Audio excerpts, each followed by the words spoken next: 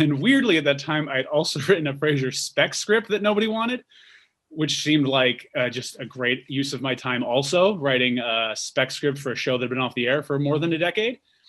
But weirdly, as I finished that script, that news came out that he wanted to do a reboot. So I emailed my agent. I was basically like, just send the script and the tweets to his producers. Welcome again to Screenwriters Talk Screenwriting.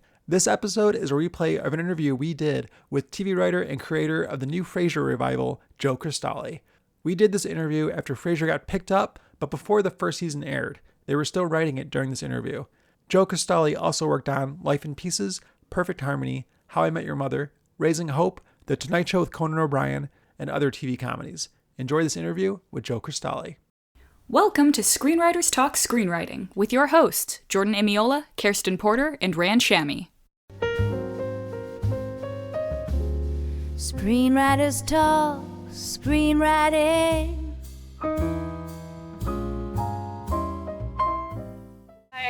Our guest today is Joe Cristalli, writer on Life in Pieces, Perfect Harmony, and the soon-to-be showrunner and executive producer on the Frasier revival. Welcome, Joe. Thank you so much. Technically just creator, executive producer. Chris Harris has insisted on being the sole showrunner for season 1, which it's fine. It's fine. I didn't say showrunner. I said executive producer. Look, I don't want to show. It's too much pressure. It's too much control. I don't want any of that. I want Chris to have to deal with all that garbage. And I'm just going to sit back and yell jokes from the back of the room. And I'm perfectly content with the EP credit. So I think it's going to be fine. All right. Good. Yeah, just do the fun stuff. Yeah. Are you going to yell Can you jokes? talk about... Are you going to yell jokes from the back of the Zoom? Go ahead. Oh, that's not bad. No, it was worth going back for finishing that one. I like that. That's good. And I will. I'll go. I'll run back and I'll run. When I come up with something good, I'll go back and yell it. Okay, good. So yeah, we're all really excited for Frasier coming back. Can you talk about the process of bringing it back and the Frasier for Hire tweets? Yeah, absolutely. I will say I'll be vague in some parts because we've been instructed not to say a word of the Frasier stuff, but I think all the stuff leading up to it is fair game. And if it's not, it's honestly, it's Chris Harris's problem because I'm not the showrunner. I think it was like 2014. Frasier had probably been off the air for, 12 years, 13 years or something. And I thought it would be funny. I was a writer's assistant on Last Man Standing in that Tim Allen show. And I thought it'd be funny to start a Twitter account with the sole goal of becoming a writer on the defunct Frasier. It hadn't been a show in a long time. There was no talk of a reboot.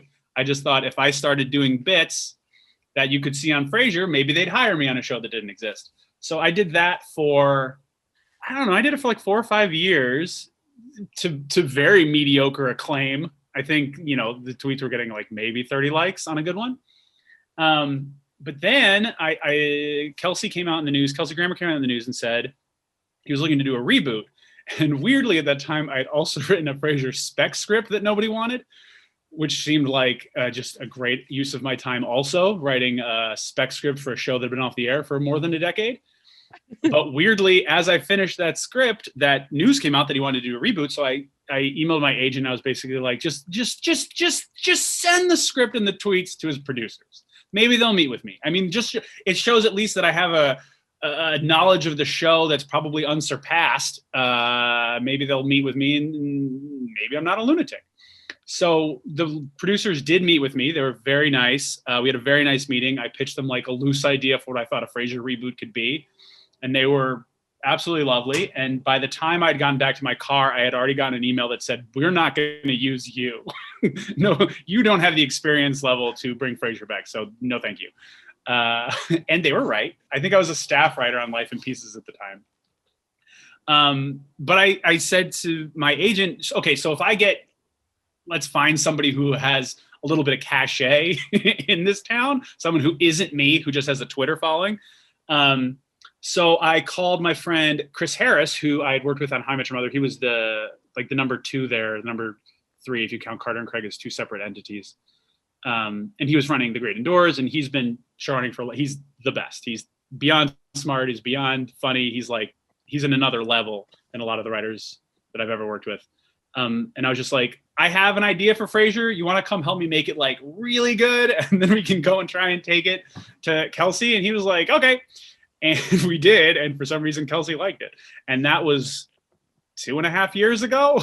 So it's been a little bit of a slow, jaunty walk down the boardwalk, but we're getting there now. And now it's finally announced. And there's a chance people could see the show in the near future, which is very exciting. The process was almost as long as that explanation was. So basically, if we get rejected, we should find somebody who is better and grab onto them. Yes, and hang on for dear life. You find the coattails of a winner and you never let go. I wouldn't be here without Chris Harris, man. Yeah, that guy's very good. But yeah, I think Kelsey had heard. I think he heard like 10 or 12 takes, maybe. Like he heard a lot from his former writers, a lot from other showrunners. But I think ours, which I don't think I'm allowed to talk about, I think ours had a unique blend of diehard fandom that was really playing into it, and it was like, if this show is going to come back, I want it to be a show that I would love as a fan, because I don't want to kill the thing I love most in the world, because Frasier's by far my favorite show that's ever aired. So the idea of bringing it back, it has to, I don't want to say it's going to surpass Frasier. I don't want to say it's going to surpass Cheers, because that's an awfully lofty bar to set before anybody sees anything. But you want it to be close. I mean, you don't want to this isn't like a money grab where all the actors are in dire straits. This is a creative thing that they want to do because they love those characters and the fans love those characters. And if we can bring it back and make it the third chapter, the third act of Frasier's life, if Cheers is Act 1, Frasier's Act 2, this new iteration will be hopefully an elegant conclusion, barring another reboot. What is it that really drew you to Frasier? Like, what makes that one of your favorite shows? The writing is just so good. The writing is just so sharp and so good.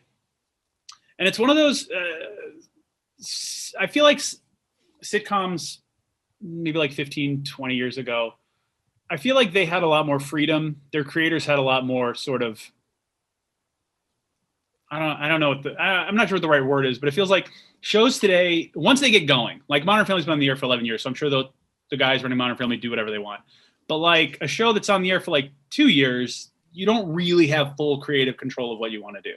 So once you get to that like 2, 3, 4 year mark where it really becomes your show and you can do what you want, I feel like you really start to excel and thrive and do the show you want to. And Frasier specifically was such a specific voice and tone, and it was just like you wanted to take Frasier away from Cheers and give him something, and Cheers was so beloved, so to give him a whole new thing, like that bar is already beyond high. And I remember reading some article that was like the writer specifically moved him across the country to Seattle because they didn't want to have the crutch of, hey, look, Norm's stopping by to say hi to his old buddy Frasier. Like they didn't want that crutch. They wanted to be a whole new thing in a whole new city and just start all over again. And it feels like those kinds of shows like Frasier, and I feel like Everybody Loves Raymond, I feel like Seinfeld, they were joke machines. Like there was good stories. Yeah. And I mean, you especially with Frasier, like whenever they did a farce or whenever they did like something more convoluted, but the jokes are always just so good. And I feel like you can watch a show today and you're waiting for a laugh and you sort of get lost and they sort of meander a little bit. And it's just those shows just relied so heavily on the energy and the jokes. And I just love that style of show. And the idea of bringing it back is just super, super exciting. Did you watch it when I was on Must See TV? Like, did you watch No, I don't think so. No, I didn't start watching it till I think it went off the air. I want to say it went off the air in like 2004, maybe. Yep. Yeah. I think. And so I was still in high school. So I think I started watching it in college on Netflix or like post college on Netflix. But since then, I think I've seen every episode a dozen times. Like I think I'll and this is so stupid, and I don't think this counts as a name drop because I'm working with him. But every time I'm with Kelsey, he'll mention something from the show, like vaguely. Like he'll say, oh yeah, we did this thing with this person and it was very funny. And I'll be like, Christine Baranski when she was Dr. Nora. And he's like, yeah, that's it. I'm like, cool. like he knows it all, but like he's forgotten more like I could ever imagine. But I have this weird, very, very useless, well, not so useless anymore, encyclopedic knowledge of this show, which I think is lame, but maybe it's cool. It's unclear if Kelsey thinks it's cool. I think he thinks it's lame, but I'm not totally sold either way. No, it's really cool that your passion spurred a whole show, and that's really awesome. I've basically willed this into existence. A friend of mine, my friend Matt, who's a writer with me on Life in Pieces, he said his joke is, you could have had anything you wanted in the whole world, and you chose this. You could have had any dream. You picked this. Which is fair. Is fair. I think he's right. I think I maybe could have had other stuff, but this is what I picked. Could you talk some about your journey to becoming a staff writer? We know you worked as a writer's assistant and script coordinator, but what was your story? How'd you make that leap? Well, I think I talked about this a little last time I was at the Q&A with you guys. It feels like there's two ways to get into writing. It's either be so undeniably good that people would be stupid to not hire you, and that's not me, or you become an assistant and you just ingratiate yourselves with all these writers and learn as much as you can and absorb as much as you can and slowly get better over time, which is what I did. I was at How I Met Your Mother for 2 years, and then Raising Hope for a year, and then the Tim Allen Show for a year, and then Life in Pieces. I started as the script coordinator. And it's tough because when you first start, like at How I Met Your Mother, everyone was super smart and super talented. So like you're very hesitant to pitch jokes, you're hesitant to pitch stories.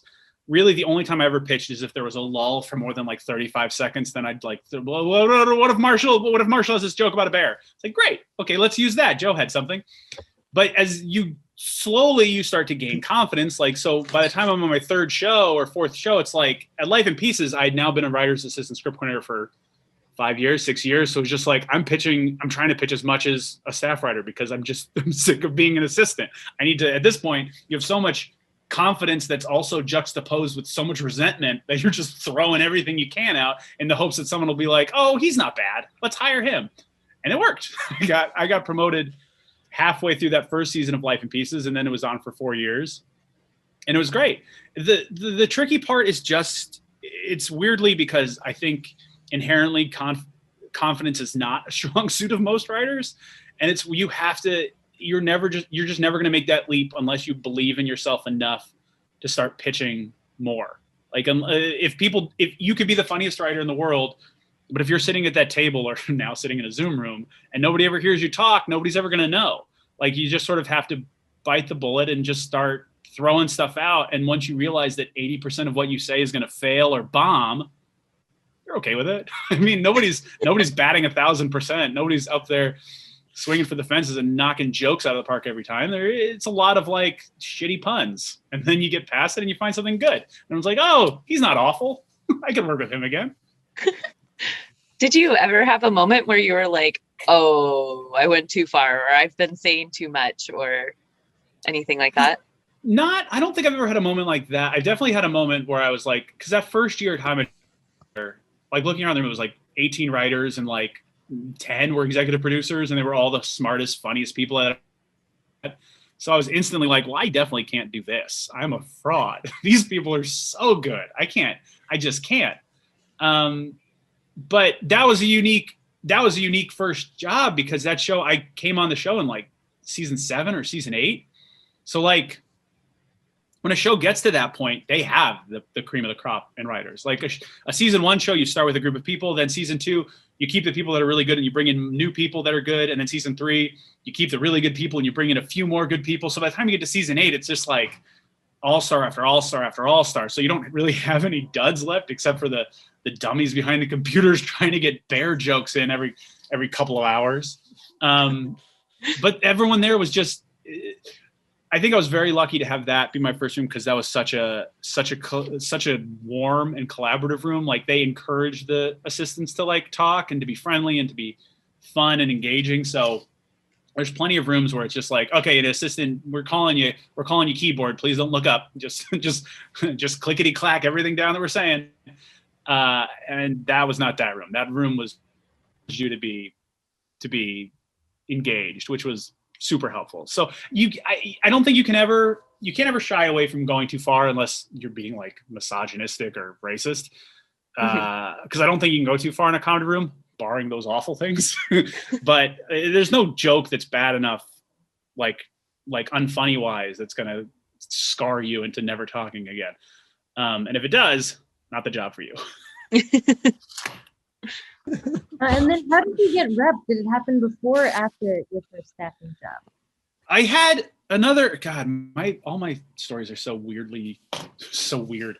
I got an agent because at the time I was a writer's assistant on How I Met Your Mother. And I don't know if it's still a thing. West Side Rentals was a big thing where you basically like somebody would have a password for West Side Rentals and you'd like share it. And then they'd have it for like a week because it cost like $50 and nobody had any money in the assistant world. So I remember I went to Syracuse and there was a Syracuse listserv out here. Basically anybody that went to Syracuse that was working in entertainment was on this email chain. And it was mostly for like, hey, I have a PA job available, or hey, I have this old couch on my curb, come pick it up. But I had a West Side Rentals account and I found a place. So I posted it on the website, on the listserv saying, here's my West Side Rentals account. If anybody wants it, it's probably going to be active for another 10 days, whatever. And a bunch of people said, thank you. And said, whatever. And then this one girl had some like snarky response. And I thought it was funny. And I noticed that in her little email signature, it said CA, Assistant CA Lit Department or something, or some version of that. So I said something back to her and I made some joke and then she made another joke. And basically it ended, we exchanged emails like 5 or 6 times and she goes, well, this has been a lot of fun, but I'm about to get on a plane and I can't really talk anymore. And I said, oh, great. So you have plenty of time to read something. Can I send you a script? And she read the script. And by the time she had landed, she had already sent it to her boss at CAA and he was interested in repping me. And then I was repped by that guy. And then when she was promoted to agent, like a year later, she became my agent. So now I think she's the head of the lit department. Don't quote me on that, but I think she's the head of lit at CAA, but I'm not sure. But it was only because she had CAA in her email signature. I took a shot. I took a shot. Just like in the writer's room, pitching these jokes. It's just shamelessness. You're never going to get anywhere unless you take a shot. I'll email somebody I haven't talked to in 4 years. Hey, I heard you're hiring. You know who's great? Me. There's just I think people get it. I think people understand that you can't have shame out here. You got to find your next gig, which is fine. Yeah. Take chances. Yeah. What was the script you sent? Can you tell us what it was? Gosh, I honestly don't know. I have no idea what I sent. I think it was probably a multicam called Couples Therapy, about a husband and wife who weren't doing great and her brother moves in with them and he's a therapist and he needed a place to stay and he ends up living there for free but giving them couples therapy. Is that it? Do you guys know if I'm right? I think Sounds that might good. be it. Yeah. Buy it. I think that's what it was. I think either Big Bang had just come out and I stole the character of Sheldon for the therapist, or I predated Sheldon. But I feel like I probably stole the character of Sheldon for mine. Well, there is a lot of stealing that goes on in writing and in art in general. There's a lot of parallel thought. I don't know if there's a Right. lot of stealing, but I'm sure I've been a culprit of that myself. Yeah. We'll call it I mean, share. I'm basically stealing Frasier, so I can't say much. Well, last time we talked, you said make sure you have people you want to hang out with. Can you talk about your relationship with Chris Harris, your friendship? Oh, I hate Chris. Oh. Chris is the worst. Yes, I think because when I was hired as a writer's assistant on How I Met Your Mother, I don't think I was the most qualified for the job. But the person hiring me basically told me it came down to you and like 1 or 2 other people. And I was definitely not the most qualified, but she was like, I kind of pictured who I'd want to hang out in the room with at like when it's 11 o'clock and you don't want to be there anymore. And you won. So congratulations. Don't screw me on this. If you don't like the people you're working with, especially Chris, who now I've been working with for 2.5 years straight on this. And I don't think I'm exaggerating when I say I text him probably once a day, if not once every other day, about something inane. You have to have a friendly, sort of playful relationship with these people. Otherwise you're just going to go crazy. Like you can't, but I don't know. I haven't worked with many people who are just like ornery or like cantankerous. Like those people have kind of been weeded out as far as I can tell. Like I'm sure there's still a couple running around, but I haven't worked with any of them. All the people I've worked with now are very sweet and funny and friendly, because nobody wants, I think people have realized that it's just sort of, it's not fun to work with those people. And there's so many talented people who aren't mean that it's like, okay, well, I don't think we need this guy anymore. And it's always a guy. I think I'm okay gender stereotyping there. It's always the guy that's the jerk. But Chris is like super smart, super funny, and I'm very lucky to be attached to his coattails. And I think he raises my quote quite a bit because he's very good. And they don't have to pay me as much as him, but they have to get close. What's the writer's room like for Frasier right now? Like, is it just you two still, or is there more? Oh no, yeah, it's just me and Chris. I think because I don't think it's still unclear when production will actually start, so we probably won't have a room. My guess is we won't staff a room till at least the end of this year, if not next year. It's still such a long ways away. But I think the room will mostly be staffed via nepotism. And then it's sort of just a free for all. I'll probably just take a bunch of headshots of random people and throw darts at them and pick it that way. But there will be so few spots left after all the nepotism that it's hard to say how many more we'll get. That's how it goes, I think. Are you looking for more diehard fans, or do you not want any competition? Nah, I'm good. I'm that guy. We don't need more of me. Who needs more of me?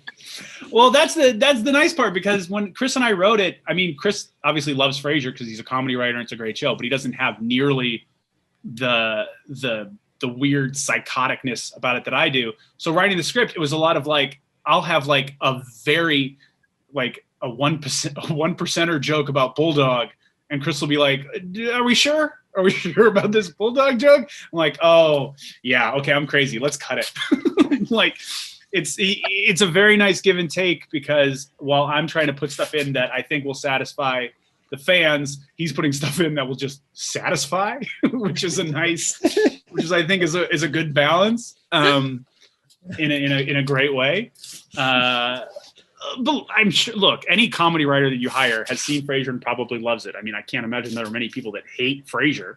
So I don't think I need any lunatics on par with me, but I'm happy to see people try. Do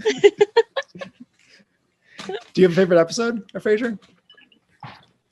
I always lean towards my favorites are the big farce episodes, like the ski cabin is probably my favorite. I love Ham Radio is the one, if you've seen it, is the one where Frasier tricks Niles into playing like 6 parts of a radio teleplay, which is unbelievably fantastic. And there's actually one that probably isn't a lot of people's favorites. I think it's the last season of the show. It's the Christmas episode, and Martin accidentally eats a pot brownie. And I don't think I've ever laughed harder. Then there's this scene.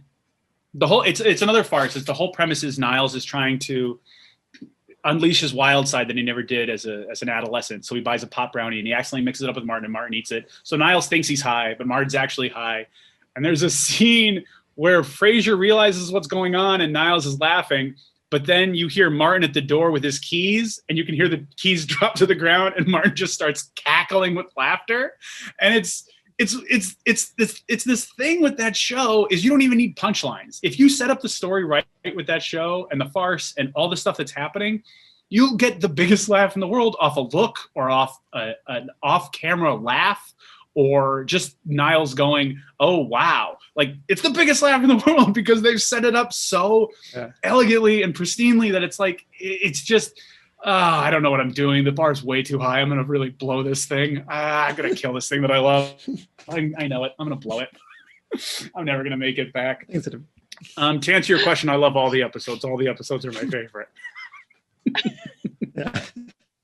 I mean, you can definitely like get a lot out of those reactions. I watched the ski trip episode today, and like, a lot of it was just the face reactions they gave, and like the audience knows what's going on, but the characters don't, and like just seeing their faces makes you, the biggest. I read it was, I think Joe Keenan wrote that episode, and he had an article about it somewhere, and he was like, the biggest laugh that he had ever heard, I think, on that show was when the ski instructor Guy like checks out Niles' butt, because the audience knows that Guy is gay, but nobody else knows that Guy is gay. Yep. It's unbelievable. It's unbelievable. You guys should watch the show if you haven't. It's really good. It's been a while for me. Yeah. Oh, you should check it out. It holds up. I need to watch it again. Yeah. Now listening to all of this, I'm gonna go back and rewatch it. What would you say are the main differences between single cam and multicam writing in your experience? I think it's honestly pacing. It's pace of joke for me. I feel like with a good multicam, like Raymond or Frasier or Seinfeld, you're getting like 3 jokes a page. Even like Last Man Standing, it's joke, joke, joke, joke, joke. A couple exposition lines, joke, joke, joke, joke, joke. Single cam, unless you're like, The Office or 30 Rock or Kimmy Schmidt, where it's like the same pacing of jokes. I feel like single cams take a little bit longer. They take their time developing a story, and they take their time sort of wandering around with the characters and what they want to do, which can be very good. I've always, to me, a multicam always plays more like a play. Like I think I was saying earlier, where it's just like you have this one scene, you have characters coming in and out. You'll maybe see 3 or 4 other scenes, but everything's happening in this one space.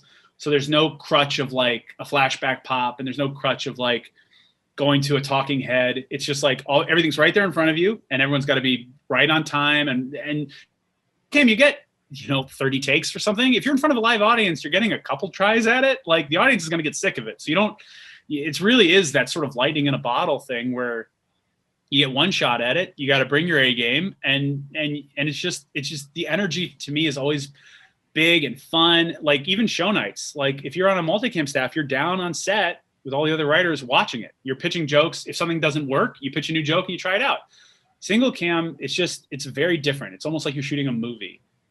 And both are good. I mean, there's obviously great examples of both. I always tend to lean more towards a multi just because I love that energy and sort of the dynamic of it. And it's hard because there's not a ton of great multicams out there. There's good ones, like Chuck Lorre obviously knows what he's doing, but there's not a lot of options for good multicams. Like there were so many for so long, and I'm hoping they'll start coming back. I mean, I try and write one that fails every year, so I know I'm doing my part, but I'm hoping other people are too.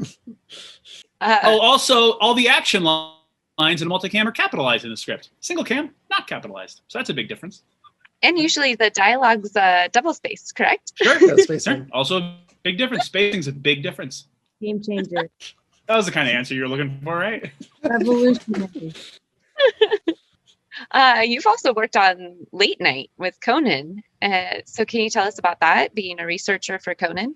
The Conan job was probably the coolest job I've ever had. My only job was to, whatever the musical guest was on Conan that day, I would get them when they showed up to 30 Rock around like 10 a.m. or whatever, and I would hang out with them until 5 p.m. when they went on, and I would just get them food or I'd get them alcohol, whatever they wanted. I was just basically to hang out and make sure they were comfortable. And at the time, Conan had like the coolest musical guests on at Late Night. Like it was every cool band you can think of. Like I have stories of me with Adele, Al Green, Pink, Death Cab for Cutie, Nora Jones, like literally anybody it was the coolest job in the world. And I didn't get paid for it, but I got them sandwiches and stuff.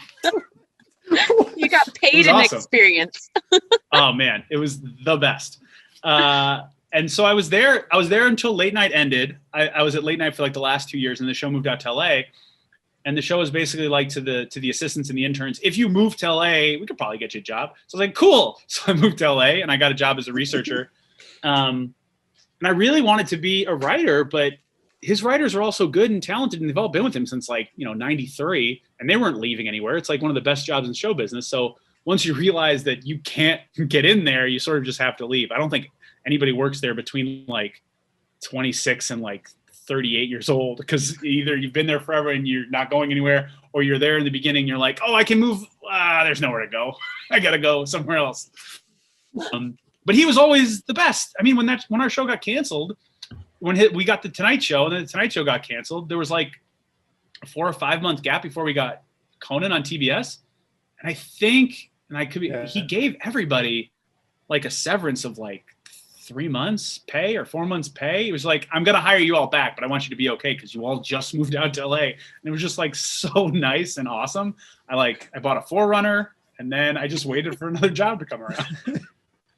How many people followed him to LA? Awesome. Most of the staff. I think there was a couple people that stayed in New York. But largely, I mean, like my wife's aunt worked on the show at late night and she moved out here with her family. I know most of the writers moved out here. A lot of the producers, even a lot of the assistants. Like I was an intern and I moved out here. It was just such a cool experience and such a cool show to be on that you wanted to stay a part of it as long as you could. And I wish I could still be there, but I couldn't keep researching forever. I wanted to write stuff. Got a movie idea stuck in your head, but no finished script? This summer, write your movie with me. Join my summer screenwriting course. Write your screenplay in 12 weeks and get the structure, motivation, and support you need to finish your screenplay before fall. Spots fill up quick. If you don't want a group course, but you do want personalized guidance, I also offer one-on-one screenwriting coaching to help you take your story to the next level. Enroll now at www.jordanimiola.com or click the link in the podcast episode description. Now, back to this episode of Screenwriters Talk Screenwriting. So Joe, what about your experience on Perfect Harmony? Did you enjoy writing a show that includes musical numbers? How was that for you? I love a musical number. I love it so much. And the creator of that show, Leslie Wade-Webster, who I believe has been on your forum many times. She came to the Line Junkies, I think it was like just before you or just after you. I can't remember. But we had her in the theater when it was live. Very, very tall lady. Big fan. But she's so smart and awesome and nice and great. And I loved working for her on that show. She had such a good show. I wish it clicked a little bit more with the audience because I would have loved to keep working on that. I love a musical number. I was trying to write a musical for forever that I thought was so clever and fun.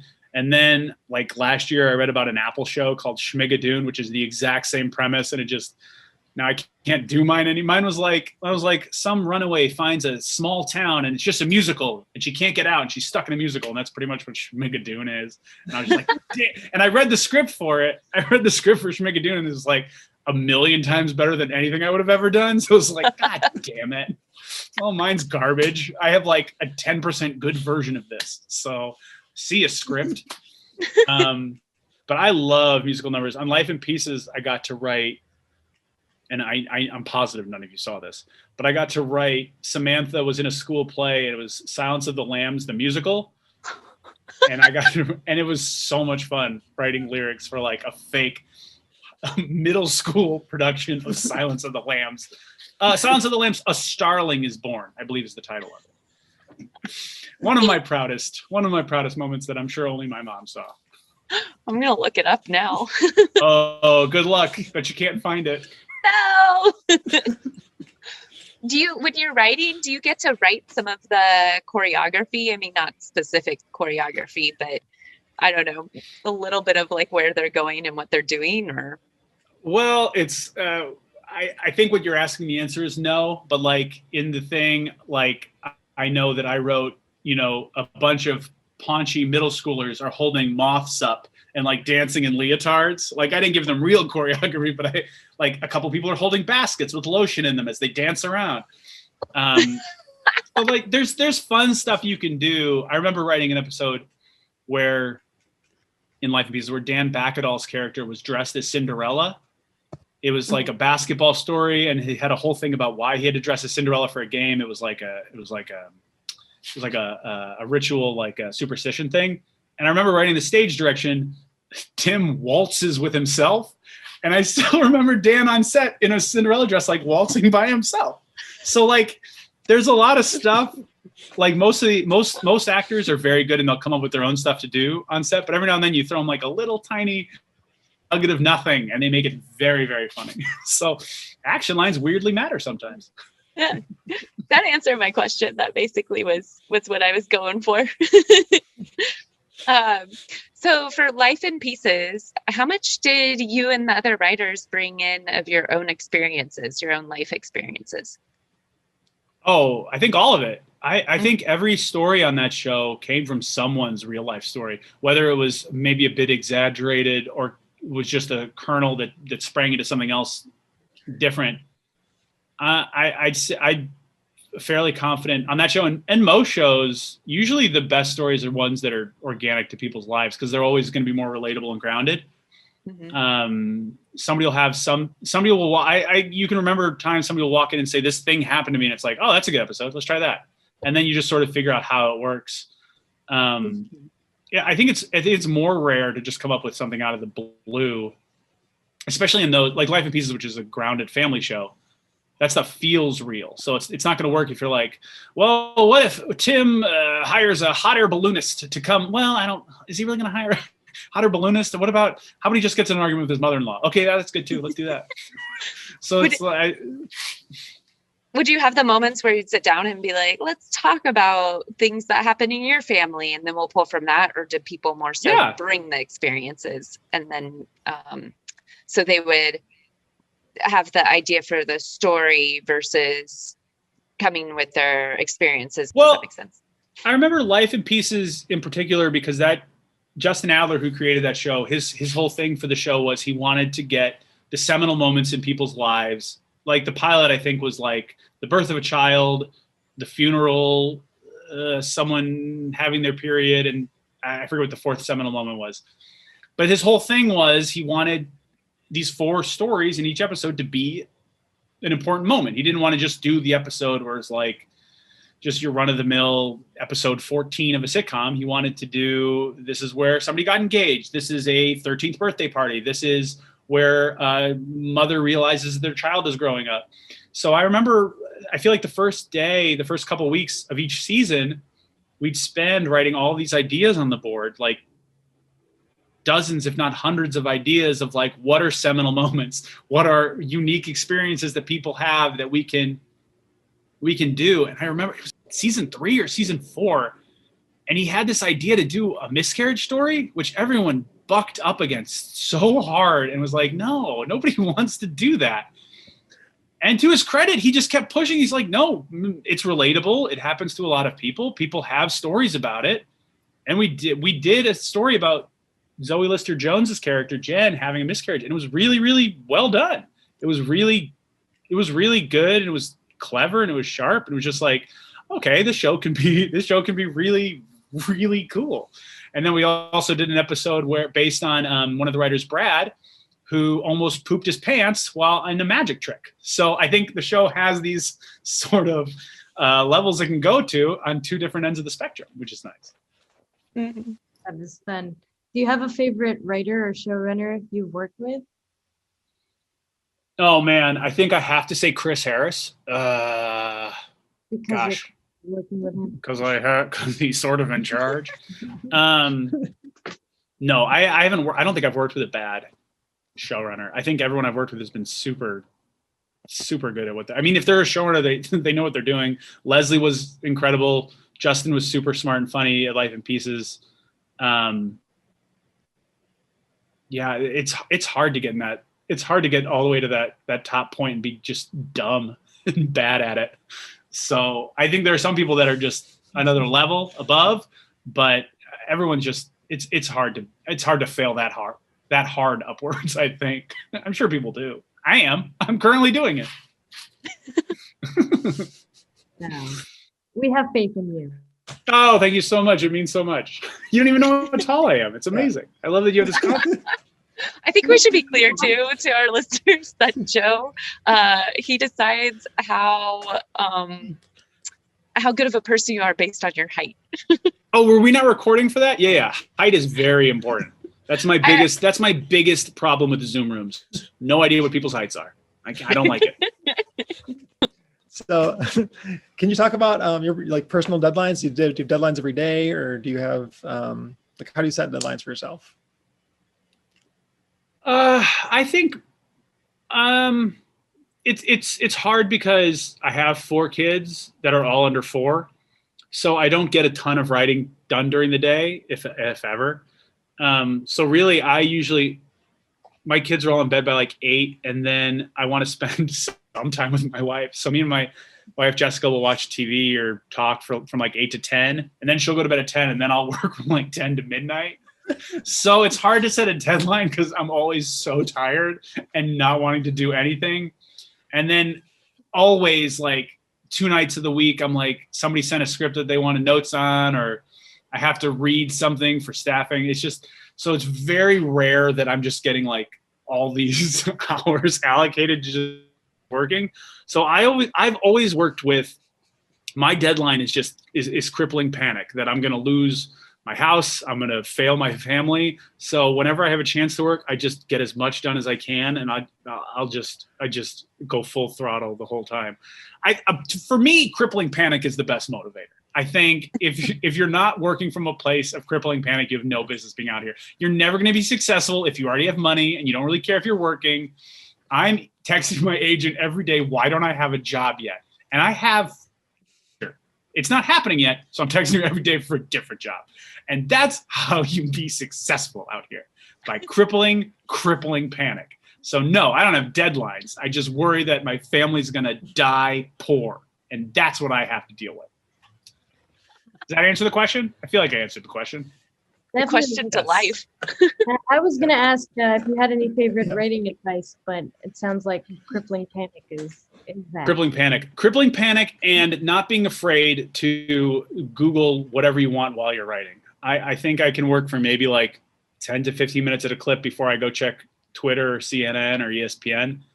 I think as long as you give yourself, I mean, I'm getting at most 2 hours, but as long as you give yourself that chunk of time, do whatever you want with it. Even if you're not writing, you're thinking subconsciously about what you're doing. So staring at a page and staring at words isn't always helpful. I find taking the dog for a walk and thinking is good, or just going to bed with a problem in your head is good. And then, you bring it to Chris Harris and he solves it for you. Sounds solid. I'm getting from this, we need to all make friends with Chris Harris. Oh, I would. He's very good. Here, let me give you his address. Do you guys have a pen? Yeah. Yep. Yeah. And phone number, please. Yeah, let me get that and for you. email. And anyone in his life's email and phone number. Oh, he's going to be psyched. He was just texting me today. He texted me today. I know you know this, but if lunatics approach you on Twitter with their Frasier specs, you can't read them. And I was sending him like messages I'm getting on like Instagram and Twitter that are just, I mean, some are just like, oh, this person's trying really hard. I see what they're doing. I mean, they're taking their shot. And other people are just like, I should be on Frasier with like no reasoning behind it. And it's like, oh, okay, cool. Well, block, but thank you for your interest. So don't be a lunatic. Be a normal person and you might get a job. Okay. So we know that you love Frasier, but outside of that, what are your favorite types of stories to tell? I find I always lean towards grounded relationship-based stories. Like I love an adult sibling relationship. I think is always very funny. I think a married couple is always very funny. I wrote a pilot last year or 2 years ago called 137 Things My Wife Hates About Me, which is probably my favorite thing I ever wrote because it's a deep dive into my wife and I's relationship about why she hates me so much. And I think anybody that's been married for more than a year hates the person they're with, but loves them just a little bit more than they hate them. And if they don't say that that's true, then they're liars and they have bigger problems than anybody else knows. But I love a grounded, like I'll always enjoy working on a workplace comedy show. Like Perfect Harmony is basically a workplace comedy, even though there wasn't a real workplace. But whenever I'm starting from scratch, it's always usually those personal relationships. Whether I like a lot of baggage in a relationship, like adult. I feel like me, my brother, and my sister, have a lot of inside jokes, have a lot of resentment, have a lot of competition. And I feel like those are the kinds of relationships that I like seeing on TV, because they're so much deeper than like a married. Like if you're married to someone you've been married a couple of years, but your adult siblings you've been with like 30 years, and you really hate those people, or you really love those people. So or both. But I always tend to lean towards, because I do love broad humor, and I love big jokes, and I like hard jokes. So I feel like you have to start at a place that's super grounded to earn that kind of stuff. I can't be working on a show that's based on Jupiter and then pitch the joke about the hot air balloonist. I have to start at a place where it's a couple that lives next door to another couple, and then there's a hot air balloonist. What are you currently watching that you'd recommend? We know Frasier, but of course. Well, I have to watch Frasier from 1 to 3 a.m. every night. That's in my contract. God, it's so weird, because we're flying through stuff now because of this pandemic. So we're so fast through things. But most recently, I've enjoyed. I can't remember the last comedy that I've even watched. That I think some comedy writers like this too. I don't like to watch other comedies because I'm so worried that I'm going to see something that's better than anything I can do. So it's gonna hurt me. And if it doesn't hurt me, it's going to subconsciously stay with me, and then I'll accidentally steal it, which I also don't want to do. So I tend to lean more towards dramas. Jessica and I just watched a Netflix movie called The Invisible Guest, which I very much enjoyed. If anyone has seen that, it's in Spanish and subtitles, but it's very, very good. It's a very good movie. Love a true crime documentary. We just watched Firefly Lane. I don't know why. That was pretty good. Watch This Is Us every week. Look, I'm not watching real cutting edge stuff, I don't think. I think I'm more in the sort of the mainstream area. I'm not watching really cool stuff. And then the big thing I'm watching after my wife goes to bed and I pretend I'm working is a British show called Friday Night Dinner, which is something that's on Amazon Prime for free that you can watch right now, which is very enjoyable. What are spread? Yeah. What are the cool shows you feel like you should be watching? Oh, yeah, Search Party, but I just don't get it. Oh, yes. But I think I'm supposed to love it. I watched everyone. It was either on Perfect Harmony or Life in Pieces. Everyone loved it, and I literally watched the first season in like a night, and I was so mad. I just didn't get it. I think I'm not cool enough. I think they're way too cool and hip, and I just didn't get it. I might have been maybe a little too drunk to get it. But I think people really love that show, and it's really cool, and I don't get it. I'd rather watch Raymond. So I'm 35, so that's not the right answer for me. I feel like WandaVision's kind of that show right now. Everyone's like, watch WandaVision. I still haven't quite. Okay. I am watching. I love WandaVision. But I haven't seen anything else in the Marvel Universe, so I'm a little lost. I know that I'm missing a ton of Easter eggs, and I know I'm missing a ton of plot points, but I really like his makeup, and I think it's really fun with the TV tropes. So I don't think I'm the audience for it, but I love it. And Ted Lasso. Ted Lasso is also very good. Can I ask really quick about 137 things my wife hates about me? Are there 137 things? Like, is there a list, or like, what was that number specific for? No, it's a great number. The number sounded funny. And would force at least 6 seasons. But no, I would always talk about at the Life in Pieces room. My wife hated about me. Like, she hates the way I breathe. She hates the way my feet look. She hates the way I sing to myself when I'm doing the dishes. And my friend Liz Tippett was like, you should write a show about that. Just call it like, a million things my wife hates about me. And I was like, that's dumb. But 137 seems really clever. So, I mean, I wrote the pitch for it, and I all the examples I had were real. Like, she hates the way I hum. She hates the way I touch my hair. She hates the way I say croissant. So it's so easy to write something like that. It's so based in reality. Like, you can sell it with barely even trying. It's like, wow, this guy's wife really hates him. We should help him out. You'll see it someday? Oh, no. But to be clear, and this was the biggest part of the pitch, she's right. I'm awful. So I want to be very clear. This isn't like some weird misogynistic, oh, my wife's such a nag. No. She's very right. I am beyond obnoxious.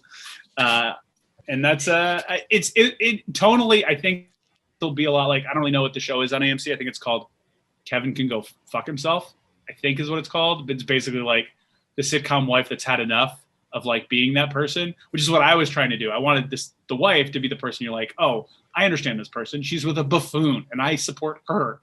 But no, it'll never see the light of day. It's dead than it's dead. Unless I get Chris Harris on board, then maybe I can breathe some life into this thing. Chris Harris and a bunch of tall people. The tallest people.